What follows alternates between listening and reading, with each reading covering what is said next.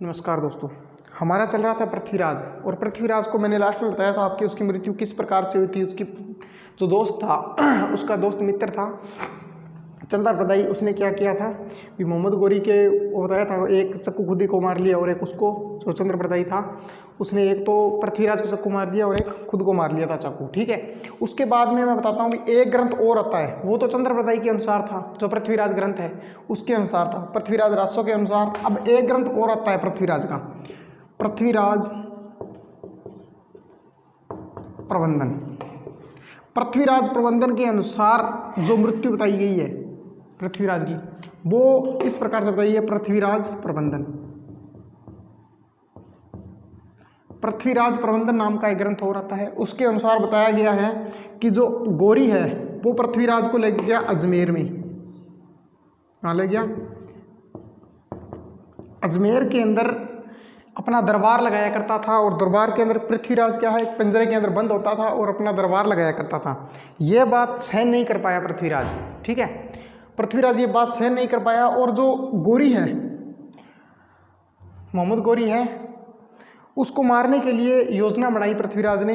अपना जो मैंने आपको एक बताया था इसका संबंध था, जिसने धोखा किया था, उसका नाम क्या था? प्रताप सिंह। क्या नाम था? प्रताप सिंह। पृथ्वीराज प्रताप सिंह से बोला कि प्रताप सिंह एक काम कर, मुझे एक तीर और एक जो धनुष है वो ला के दे दे, बाकी मैं अपने आप देख लूँगा, और जो गोरी है उसकी हत्या कर दूंगा मैं, तू मुझे इतना काम करके दे दे। एक योजना बनाई कि तू मुझे काम कर, एक धनुष बाण ला के दे दे, जिससे मैं एक गोरी की हत्या कर दूंगा। जो इस षड्यंत्र का पता किसको चल गया था? मोहम्मद गोरी को चल गया था, और मोहम्मद गोरी ने क्या किया था, जो पृथ्वीराज था उसको खड्डे में फेंकवा दिया था।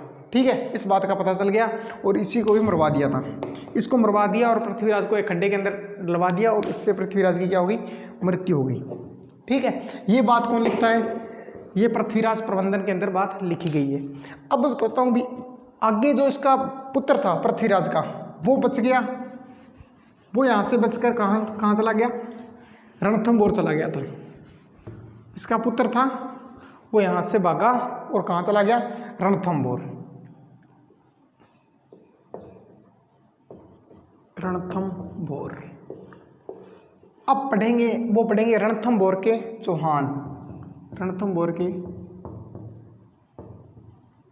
अजमेर से तो चौहानों की शाखा है वो क्या होगी? खत्म हो गई। जो आगे चौहानों की शाखा है वो क्या है? रणथंभौर के चौहान। रणथंभौर के जो चौहान थे, उनकी जो शुरुआत की थी, स्थापना की थी, वो की थी पृथ्वीराज तरतिया के पुत्र गोविंदराज ने। कौन था? गोविंदराज। ये किसका पुत्र था? पृथ्वीराज चौहान था, उसका पुत्र था। कब की थी? 1194 के अंदर की थी। 1194 के अंदर किसकी स्थापना कर दी इसने? पृथ्वी चौहान वंश की स्थापना है वो रणथंभौर के अंदर कर दी। ठीक है, कहाँ की? रणथंभौर के अंदर की चौहान वंश की स्थापना। अब देखो, इसका जो आगे है, कई राजा आए इसके बाद में। कई राजा क्या है? कई राजा आए, और जो इस चौहान वंश का जो पृथ्वीराज इसका रणथंभौर के चौहान है, इसके अंदर जो मेन राजा आता है वो आता है हमीरदेव। इसके बाद में कई राजा आए, और एक राजा आया था जेतर सिंह। जेतर सिंह। इसके बाद में एक राजा आया जेतर सिंह। जेतर सिंह का पुत्र था हमीर देव चौहान। प्रश्न ऊपर से नहीं आएगा, ये आ सकता है गोविंदराज स्थापना कब की थी? 1194 के अंदर की थी। लेकिन जो मेन प्रश्न आने वाला है रणथंभौर के चौहानों से, वो कहाँ आएगा?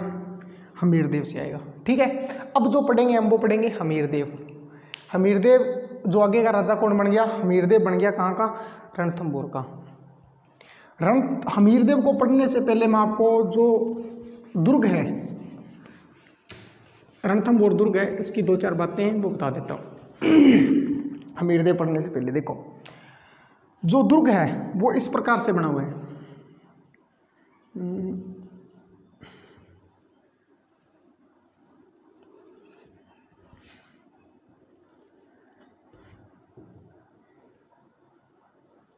देखो, यहाँ पर एक अन्य दुर्ग और बना हुआ है। अन्य दुर्ग है ये छोटा, ठीक है। इस प्रकार से ये दुर्ग कौन सा है, रणथंभौर। ये रणथंभौर क्या है, दुर्ग है, रणथंभौर दुर्ग।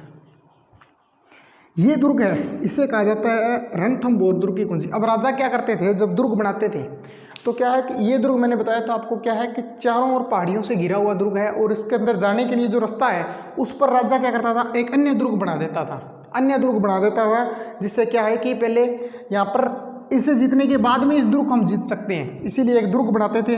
ऐसे उदाहरण हमारे राजस्थान में 2 ही हैं, एक तो है जैसलमेर का दुर्ग, ठीक है, जो जैसलमेर का दुर्ग है उसका जो है, और एक ये है, ठीक है।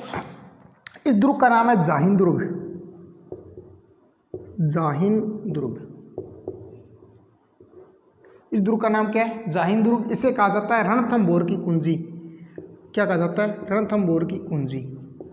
यानी रणथंभौर को जीतने के लिए इस कुंजी है, इसकी आवश्यकता पड़ेगी, ठीक है। यह है रणथंभौर की कुंजी। अब देखो एक इसके अंदर आता है यहाँ पर दरवाजा, इसे क्या कहते हैं, नौलखा दरवाजा, नौलखा दरवाजा। ये नौलखा दरवाजा क्यों इंपॉर्टेंट है, क्यों जरूरी है।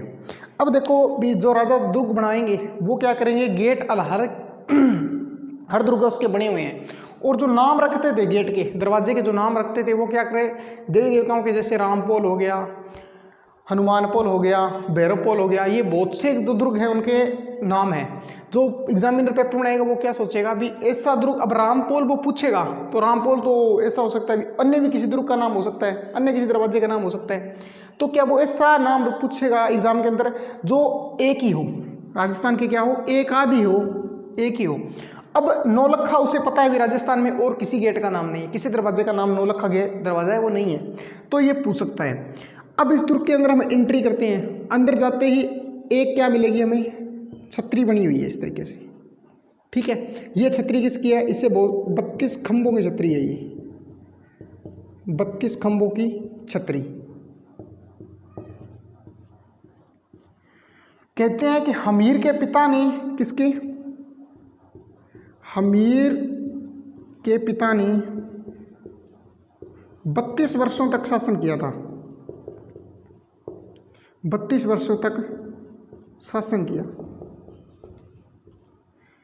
32 वर्षों तक शासन किया था। किसने किया था, हमीर के पिता जेतर सिंह ने किया था, ठीक है। हमीर के पिता जेतर सिंह ने कितने वर्षों तक, 32 वर्षों तक शासन किया, तभी इसे क्या कहते हैं, 32 खंभों की छतरी बनवाई थी हमीर ने अपने पिता की याद में, पिता की याद में, अपने पिता की याद में क्या बनवाई थी, 32 खंभों की छतरी। हमीरदेव क्या करता था, इस छतरी के ऊपर बैठकर न्याय करता था, क्या करता था, न्याय करता था, इसीलिए इसे क्या कहते हैं, न्याय छतरी कहते हैं, न्याय की छतरी, न्याय की छतरी, इसे क्या कहा जाता है, न्याय की छतरी कहा जाता है, ठीक है। अब देखो मैंने सबसे पहले आपको क्या बताया, एक तो बताया जाहिन दुर्ग, इस दुर्ग के बारे में बताया था जाहिन दुर्ग। जाहिन दुर्ग क्या है, इस दुर्ग की कुंजी है, रास्ते के अंदर आता है, रास्ते के अंदर आप जब जाओगे तो रास्ते के बीच में आएगा जाहिन दुर्ग। जाहिन दुर्ग क्या है, रणथंभौर दुर्ग की कुंजी है। आगे मिलेगा आपको नौलखा गेट, नौलखा दरवाजा, नौलखा गेट है वो इस दुर्ग के अंदर है और किसी अन्य दुर्ग के अंदर नहीं है। आगे जाओगे आपको एक मिलेगी छतरी।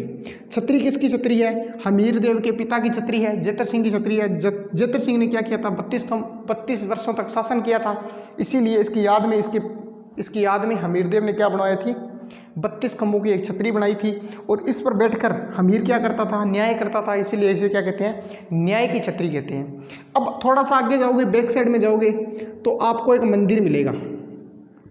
इस दुर्ग के अंदर क्या बना हुआ है, एक मंदिर बना हुआ है जिसे कहते हैं त्रिनेत्र गणेश मंदिर, त्रिनेत्र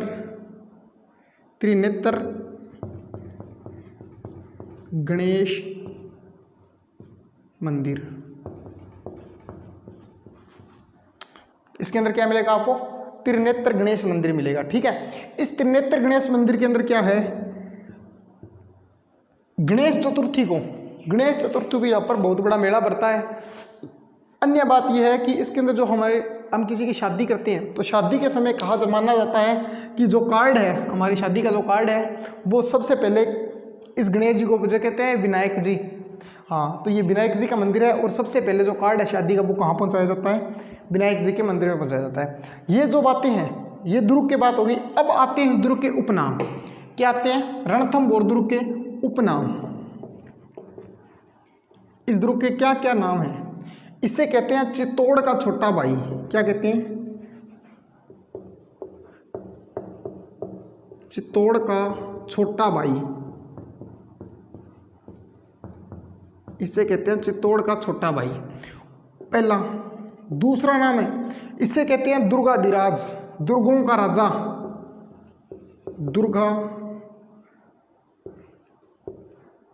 दुर्गाधिराज। इसे क्या कहते हैं? दुर्गाधिराज। दुर्गाधिराज का मतलब क्या होता है? दुर्गों का राजा। या इसे कहा जाता है बख्तरबंद, बख्तरबंद।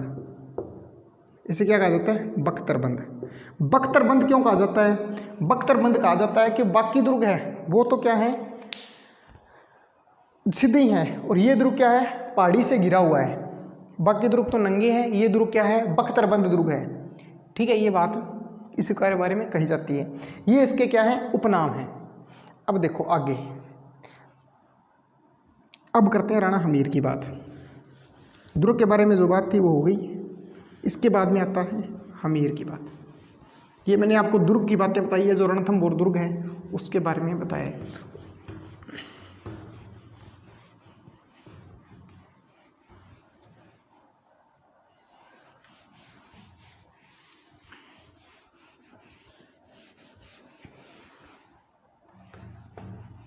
देखो, मैंने पहले बताया आपको रणथंभौर, जो रणथंभौर है इसके चौहानों की स्थापना किसने की थी? गोविंदराज ने की थी।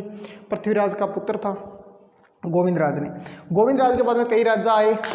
इसके बाद में जेतर सिंह राजा आया। जेतर सिंह का पुत्र कौन था? हमीर था। अब पढ़ते हैं हमीर को। हमीर देव चौहान।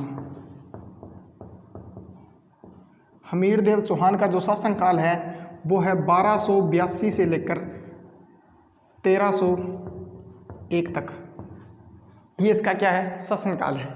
देखो, हमीर देव की जो पहली बात है वो है, इसके पिता का नाम क्या था? जेतर सिंह था। मैंने बताया था क्या नाम था? जेतर सिंह। इसकी पत्नी का नाम क्या था? ये क्या है? पिता का नाम, पिता जेतर सिंह, पत्नी का नाम था रंग देवी। रंग देवी, ये कौन है? पत्नी। इसकी पुत्री का नाम था, वो था पद्मला। क्या नाम था? पद्मला। ये कौन है? पुत्री। ठीक है, ये तो इसकी बेसिक जानकारी है। अब देखो, राजा का बड़ा, इसने अपने शासनकाल के अंदर क्या है? अपने शासनकाल के अंदर, पूरे शासनकाल के अंदर इसने 17 युद्ध लड़े। कितने युद्ध लड़े? 17 युद्ध लड़े। इसने कितने युद्ध लड़े? 17 युद्ध लड़े। 17 में से 16 युद्ध विजय रहा।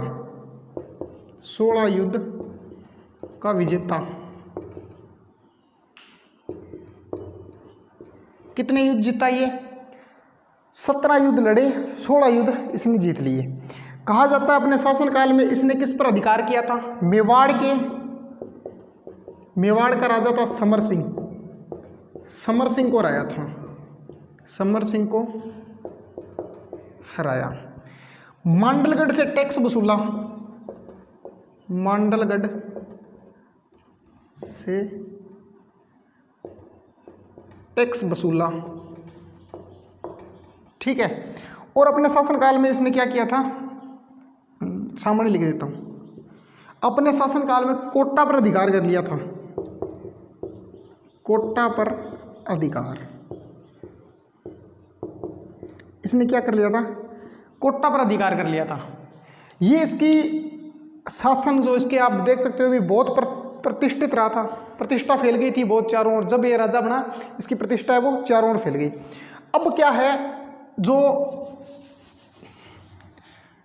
राणा हमीर के उपनाम, अब क्या बताता हूं आपको राणा हमीर के उपनाम। इसके क्या है?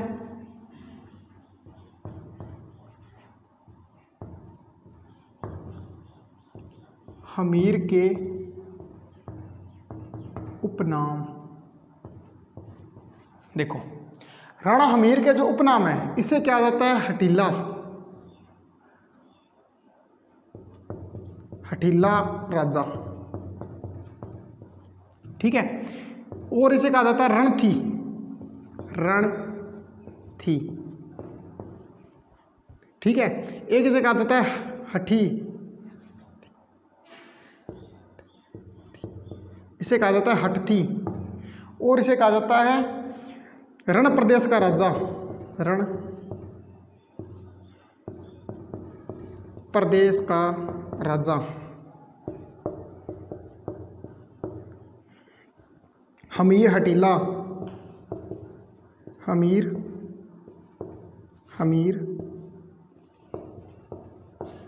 हठीला। शरणागत रक्षक,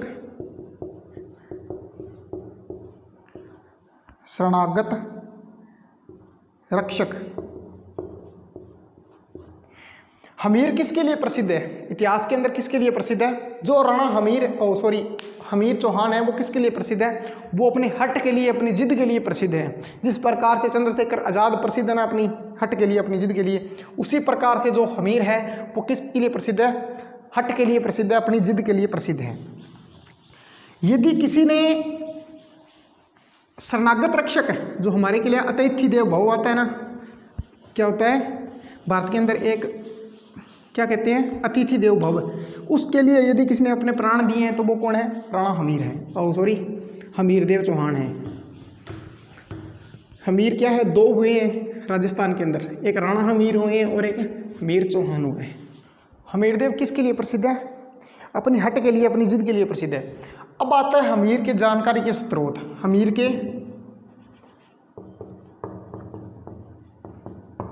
जानकारी के स्रोत,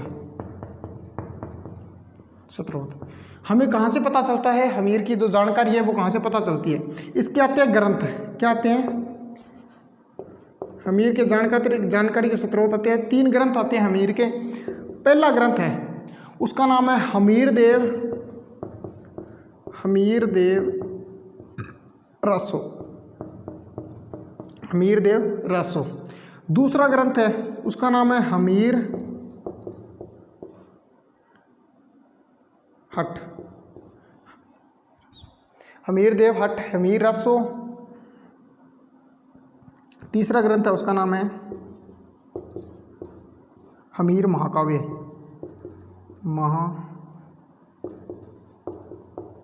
हमीर महाकाव्य। अब देखो, हमीर देव रासो लिखा था, ये लिखा था सारंगधर ने, सारंगधर ने लिखा था, ठीक है। किसने लिखा था? सारंगधर ने। हमीर हट लिखा था चंद्रशेखर ने,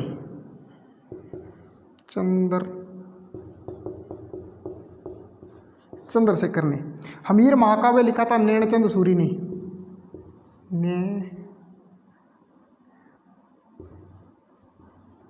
नैनचंद्र सूरी ने। देखो, ये 3 ग्रंथ हैं हमीर को जानने के लिए, हमीर की जो बातें हैं वो पढ़ने के लिए 3 ग्रंथ हैं। एक तो है हमीर देव महाकाव्य, हमीर देव रासो, ठीक है, ये लिखा था सारंगधर ने। एक है हमीर हट किसने लिखा था? चंद्रशेखर ने लिखा था। और जो हमीर महाकाव्य है ये किसने लिखा था? नैनचंद्र सूरी ने लिखा था, ठीक है। ये इसके क्या है? जानकारी के स्रोत हैं। जो आगे बात आती है हमीर देव की, ठीक है, जो आगे क्या है? बात आती है हमीर देव की। अब देखो, हमीर देव के लिए कहा जाता है, अपने हट के लिए कहा, इसके लिए एक दोहा आता है। दोहा क्या आता है इसके लिए? दोहा प्रसिद्ध है। हमीर हट के लिए कहा जाता है कि सिंह समन सतपुरुष बचन, कतली फलत एक बार, हमीर हट चढ़े न दूजी बार। देखो, इसके अंदर जो बात है, दोहा समझ में आया क्या? देखो, इसे है सिंह समन सतपुरुष बचन, कतली फलत एक बार, त्रिया तेल हमीर हट चढ़े न दूजी बार। ये दोहा क्या आ गया? किसके लिए कहा गया है? हमीर देव के लिए कहा जाता है। सिंह समन का मतलब होता है, सिंह का मतलब होता है शेर, ठीक है। सिंह समन मतलब जो शेर है, शेरनी है, वो एक बार ही किसी बच्चे को जन्म देती है, उसके बाद में ऑपरेशन करवा लेती है, ठीक है, जन्म नहीं देती है। सिंह समन सतपुरुष बचन, सतपुरुष होता है, सज्जन आदमी होता है, वो क्या करता है? एक बार ही जो बचन है, एक बार ही कोई वचन बोलता है, उसके बाद में बोल दिया वो बोल दिया, ठीक है। सया समन सतपुर से वचन कतली फलत एक बार, कतली बोलते हैं जो केले का पौधा होता है उसे बोलते हैं कतली। जो कतली केले का पौधा होता है उसे क्या है, एक बार जो लग गया फल, उसके बाद में उसे दोबारा काटना पड़ता है, दोबारा से पौधा लगता है।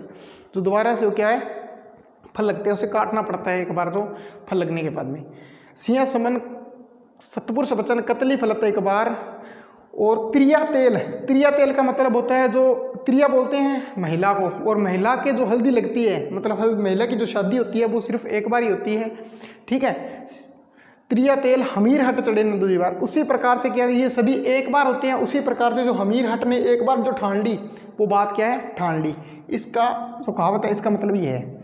अब देखो इसके बाद में आक्रमण आता है, जो दिल्ली का राजा था। कहाँ का राजा था? दिल्ली का था जलालुद्दीन, बड़ा लिखते हैं जलालुद्दीन खिलजी। जलालुद्दीन खिलजी ने आक्रमण किया रणथंभौर पर। कहाँ पर? रणथंभौर का राजा कौन है? हमीरदेव। कब किया आक्रमण? इसने किया था 1294 के अंदर। कब किया था? 1294 के अंदर, सॉरी 91-92 में किया था। 91-92 में इसने रणथंभौर पर आक्रमण किया। और जो दुर्ग मैंने बताया था आपको, इस पर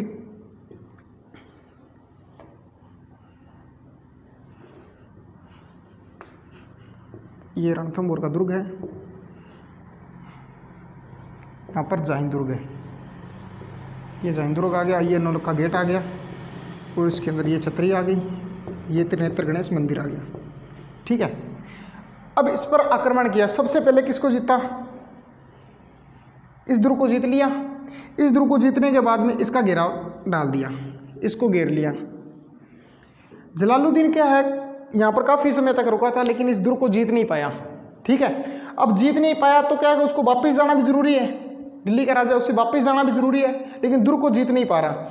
अब दुर्ग को जीत नहीं पाया तो इसने कहा था कि चलो यहाँ से घेरा है वो उठाओ। अब एक जो सेनापति था उसने पूछ लिया भी क्या हुआ, दुर्ग जीतना नहीं है क्या? तो जलालुद्दीन था, इसने बोला कि ऐसे 10 दुर्गों को मैं मुसलमान के जो एक बाल है उसके बराबर नहीं समझता। जो ये दुर्ग क्या है, 10 दुर्ग हैं ऐसे, वो मुसलमान के एक बाल के मैं बराबर नहीं समझता हूँ। ये बात कहते हुए उसने घेरा जो हटा लिया। अब घेरा हटा लिया, ये चला गया वापिस। कहाँ चला गया? दिल्ली चला गया। ये बात इसके लिए इसमें याद रखने वाली बात यही थी कि जो ये बात किसके लिए कही गई है और किसने कही थी। ये बात कही थी जलालुद्दीन ने, और किसके लिए कही थी? रणथंभौर दुर्ग के लिए कही थी। अब नया जो राजा है वो बन गया अलाउद्दीन खिलजी। अलाउद्दीन खिलजी बहुत ही खतरनाक बंदा है, ठीक है। ये कहाँ का राजा? दिल्ली का। जलालुद्दीन खिलजी है वो अलाउद्दीन का भतीजा भी था, और जो इसका जो भतीजा भी था और दामाद भी था। किसका? जलालुद्दीन खिलजी का। अब देखो ये आदमी इतना खतरनाक है कि जो राजस्थान का पहला साका हुआ है वो इसी के कारण से होगा, राजस्थान का दूसरा साका है वो भी इसी के कारण से होगा, राजस्थान का तीसरा साका है वो भी इसी व्यक्ति के कारण होगा। अब देखो, अब बताता हूँ भी जो अलाउद्दीन खिलजी ने आक्रमण करने के क्या क्या कारण थे। अलाउद्दीन खिलजी के जो आक्रमण करने के कारण थे रणथंभौर पर, वो क्या थे?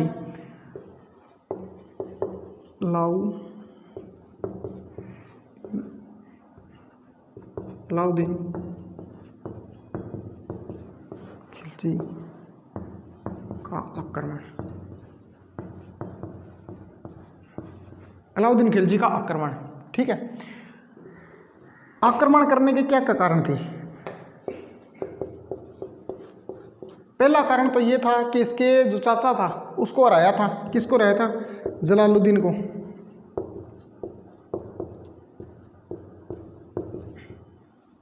जलालुद्दीन को हराया, पहला कारण तो ये, ठीक है। जो दूसरा कारण है वो था साम्राज्य विस्तार की नीति। इसकी क्या नीति थी?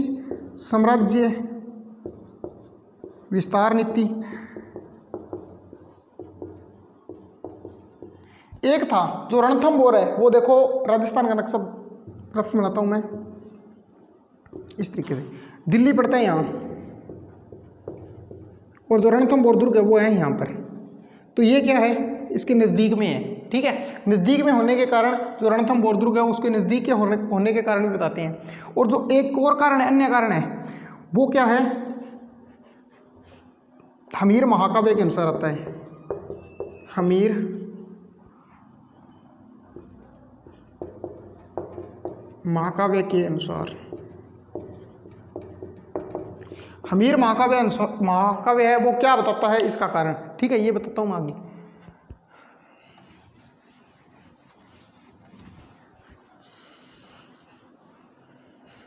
हमीर महाकाव्य के अंदर एक स्टोरी आती है, कहानी आती है, वो मैं सुनाता हूँ। अब क्या है कि एक बार सेना आ रही थी, इसकी रफ नक्शा बना रहा हूँ राजस्थान का। अलाउद्दीन है, इसकी सेना है वो गई हुई थी गुजरात, ठीक है, गुजरात गई थी, मंदिर तोड़ के और वहाँ से लौट रही थी। लौटते समय क्या हुआ, यहाँ पर पड़ता है जालोर, जालोर के नज़दीक में क्या हुआ, इनके जो धन का बंटवारा है उसके लिए इसकी सेना, जो सेनापति है उनके अंदर क्या हो गया, झगड़ा हो गया। सेनापति कौन कौन थे, एक का नाम आता है उलुग खां, उलुग खां, और दूसरा आता है नुसरत खां, ठीक है। ये दोनों तो एक साइड में थे, और दूसरा का नाम आता है मोहम्मद शाह, मोहम्मद शाह, एक आता है मोहम्मद शाह। अब क्या हुआ, ये दोनों तो एक साइड में थे और ये एक साइड में था। अब धन के लिए, बंटवारे के लिए कहाँ, जो जालौर है उसके नज़दीक में क्या हो रहा है, झगड़ा हो गया उनका। और रात में जैसे इसको मौका लगा मोहम्मद शाह को, ये कहाँ चला गया, हमीर के पास आ गया। किसके पास में आ गया, हमीर के पास में आ गया। ये बात जाकर उलुग खां और नुसरत खां ने किसको बताई, जलालुद्दीन को बताई, भी हमारा जो धन था, जो सारा धन था वो लेकर जो मोहम्मद शाह है वो कहाँ चला गया, हमीर के पास में चला गया, हमीर की शरण में चला गया। अब मैंने पहले बताया था जो हमीर है ये किसके लिए जाना जाता है, शरणागत, जो शरणागत है उसकी रक्षा के लिए जाना जाता है और अपनी हट के लिए जाना जाता है। ये इसके पास में आ गया। अलाउद्दीन खिलजी ने इसको फ़ोन किया भी हम जो मेरा सेनापति है उसको मेरे वापस लौटा दे और जो मेरा धन है वो लेके आए। अब हमीर को ये पता है इस बात का भी, जो धन है वो लेके आया, कहाँ से लेके आया, गुजरात से लेके आया, गुजरात के जो मंदिर वगैरह हैं उनको तोड़कर लेके आए हैं। लेकिन फिर भी एक शरणागत रक्षा के खातिर हमीर ने क्या कर दिया, उसको शरण दी। और अलाउद्दीन खिलजी ने जब इसको मांगा मोहम्मद शाह को, तो उसको देने से क्या कर दिया, इनकार कर दिया। अब अलाउद्दीन क्या करेगा, इस पर आक्रमण करेगा, ठीक है। एक कारण ये कौन बताता है, मैंने बताया था जो हमीर महाकाव्य है उसके अनुसार है। ये किसके अनुसार है, हमीर महाकाव्य के अनुसार ये कारण बताया गया है। अब सेनापति भेजे उसने, उलुग खां और नुसरत खां को भेजे हमीर पर हम जो आक्रमण करने के लिए। हमीर इस समय कहाँ उलझा हुआ था, कोटियजन यज्ञ कर रहा था। ये कोटियजन यज्ञ क्या होता है, कोटियजन यज्ञ होता है जो असम में एक यज्ञ होता है, उसी प्रकार से एक यज्ञ होता है, उसी प्रकार से ये क्या कर रहा था, कोटियजन यज्ञ कर रहा था, कोटियजन यज्ञ। ये कोटियजन यज्ञ में उलझा हुआ था। और हमीर ने भी अपने दो सेनापति भेजे। क्या भेजे, दो सेनापति भेजे। एक का नाम था धर्म सिंह, एक का नाम था भीम सिंह। ये दोनों सेनापति भेजे, इसके नेतृत्व में अपनी सेना है वो भेजी। ये किसने भेजा, ये हमीर के सेनापति हैं और ये किसके हैं, अलाउद्दीन खिलजी के हैं। बनास नदी के किनारे, बनास नदी के किनारे हिंदुवात घाटी है, हिंदुवात घाटी, बनास नदी के किनारे हिंदुवात घाटी है। वहाँ पर युद्ध हुआ और युद्ध के अंदर कौन जीत गया, धर्म सिंह, और ये जीत गए और ये सेना थी वापस भाग गई। अब भागते समय, वापस लौटते समय क्या हुआ कि जो ये धर्म सिंह है ये पीछे पीछे चल रहा था और भीम सिंह आगे था। अब इन्होंने क्या किया, दोबारा उस जो जीती हुई सेना थी उस पर दोबारा आक्रमण किया और भीम सिंह को मार दिया। भीम सिंह को वहीं क्या कर दिया, मार दिया। अब भीम सिंह मरने के कारण जो मर गया उसको लेकर जो आया था वो भीम सिंह आया, धर्म सिंह को मार दिया, धर्म सिंह को मार दिया। और भीम सिंह जब इस हमीरदेव के पास में इसको लेके आया तो इसका जिम्मेवार जो हमीर ने ठहराया था वो भीम सिंह को ठहरा दिया, अभी तेरे कारण ये इसकी क्या है, मृत्यु हो गई। और अब हुआ क्या कि हमीर है, इसकी जो अंदर की प्रशासनिक व्यवस्था है वो क्या हो गई, खराब हो गई। और इसका फ़ायदा किसने उठाया था, अलाउद्दीन उठाया था। प्रशासनिक, अब हमीर क्या करेगा, अपना कोई किसी को सेनापति बनाएगा, किसी को हटा देगा, किसी को बनाएगा, किसी को हटा देगा। इस कारण क्या हुआ, इसकी आंतरिक व्यवस्था है, जो प्रशासनिक व्यवस्था है वो क्या होगी, खराब होगी। खराब होने के कारण ही क्या हुआ, जो इसने फ़ायदा उठाया इस चीज़ का। अब देखो, भीम सिंह को सेनापति हटा दिया और एक अन्य सेनापति अपना है उसको बना दिया, और इससे नाराज़ हो गया भीम सिंह। फिर क्या हुआ, उसको फिर से हटा दिया और भीम सिंह को दोबारा बनाएगा। तो भीम सिंह उस तरीके से क्या है कि उसके लिए जो पक्ष में पहले लड़ता था उस प्रकार से जो इसका सहयोग है वो नहीं करेगा, ठीक है। अब दोबारा क्या किया, ये सेना वापस चली गई, एक और आक्रमण किया इसने, दूसरा आक्रमण। अलाउद्दीन ने एक आक्रमण और किया, वो आक्रमण भी इसका असफल रहा। उसके बाद में तीसरा आक्रमण, जो मेन आक्रमण है वो होगा। तीसरे आक्रमण के समय क्या है, तीसरे जो आक्रमण हुआ था, तीसरा आक्रमण,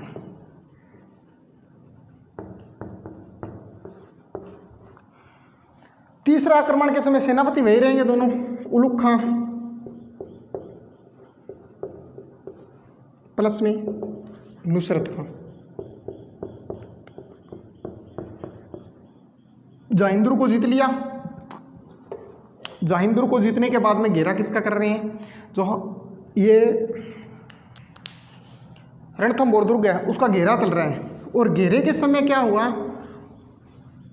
एक तीर आके लगा उलुग खां को, उलुग खां को लगा और उलुग खां ढेर हो गया, उलुग खां मारा गया।